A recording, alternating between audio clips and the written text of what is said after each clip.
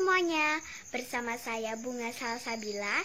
Inilah cerita rakyat Nyi Roro Kidul Laut Selatan. Selamat menyaksikan. Pada zaman dahulu, tepat di daerah Jawa Barat, terdapat sebuah kerajaan bernama Pakuan Pajajaran. Kerajaan tersebut dipimpin oleh seorang raja yang sangat bijaksana dan arif. Rakyat di bawah kekuasaannya sangat bahagia dan menghormati sang raja karena kepemimpinannya membuat hidup para rakyat sejahtera. Raja tersebut bernama Raja Prabu Siliwangi. Sang Prabu mempunyai cukup banyak anak, salah satunya bernama Putri Kandita.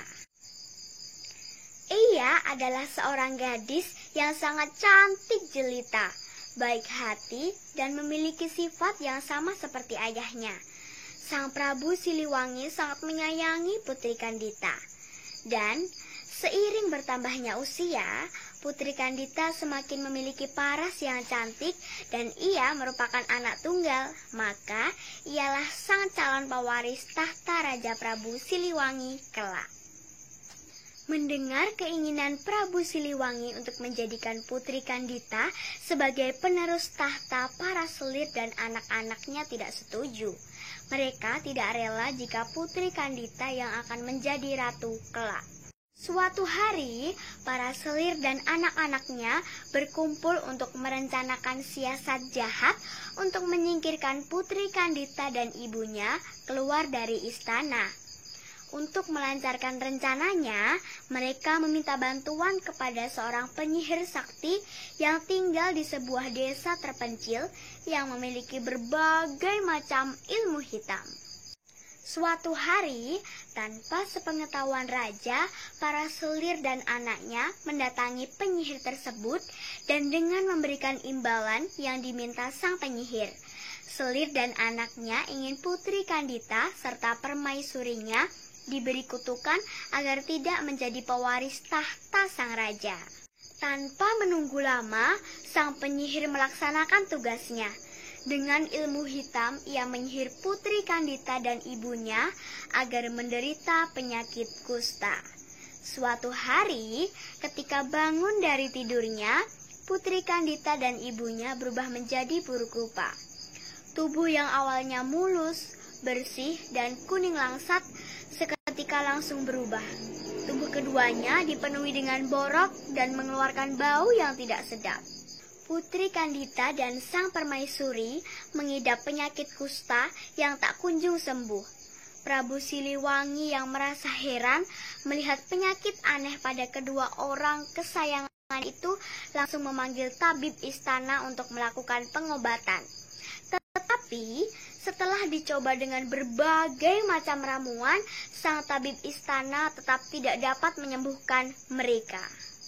Penyakit Putri Kandita dan ibundanya bertambah parah. Tubuh mereka semakin lemah karena tidak dapat mencerna makanan dan minuman. Putri Kandita yang masih muda dapat bertahan menghadapi penyakit yang dideritanya. Namun, sang ibunda yang sudah tua ternyata tidak dapat bertahan hingga akhirnya menghembuskan nafas terakhir. Putri Kandita dan raja sangat terpukul dengan meninggalnya permaisuri.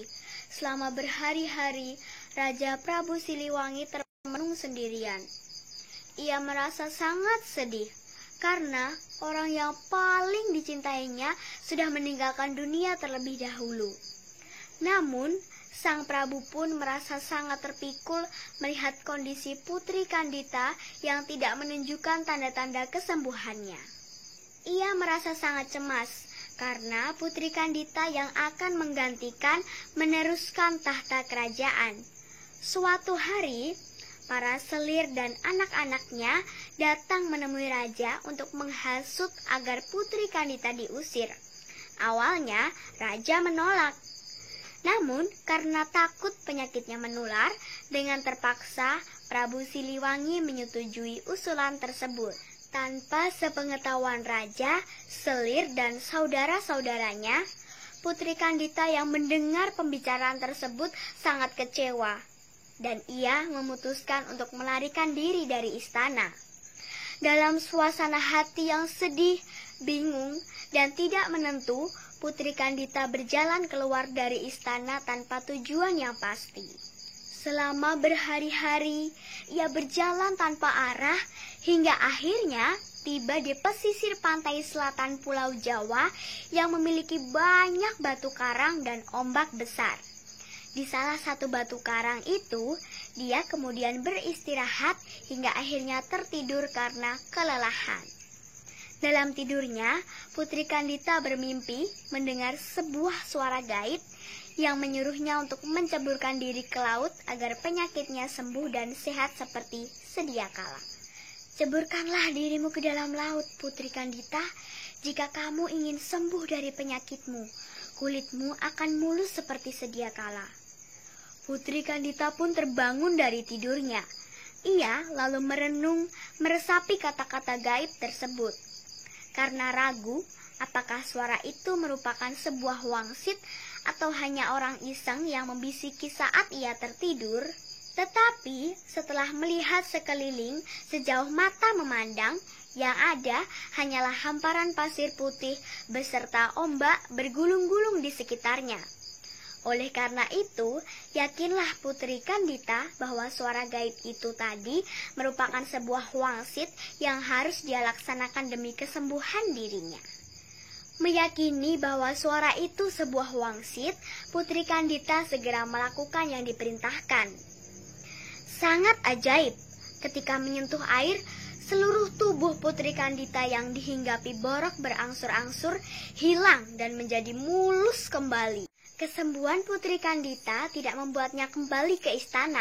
Dia lebih memilih untuk menetap di pantai selatan dan berbaur dengan penduduk sekitar yang sebagian besar berprofesi sebagai nelayan. Sejak tinggal di sana, Putri Kandita sangat terkenal karena kecantikan yang ia miliki. Banyak pangeran dari berbagai kerajaan datang untuk melamarnya. Namun, dari sekian banyak yang melamarnya, Putri Kandita sama sekali tidak tertarik. Sebagian dari mereka mundur karena Putri Kandita mengajukan syarat yang sangat sulit. Salah satu syaratnya adalah mengadu kesaktiannya di atas gelombang pantai laut. Namun, sebagian dari mereka yang menerima syarat. Ternyata, dari sekian banyak lelaki yang beradu kesaktian, tak seorang pun mampu mengalahkan Putri Kandita. Mereka akhirnya menjadi pengikut setia yang selalu mengawal sang putri kemanapun dia pergi.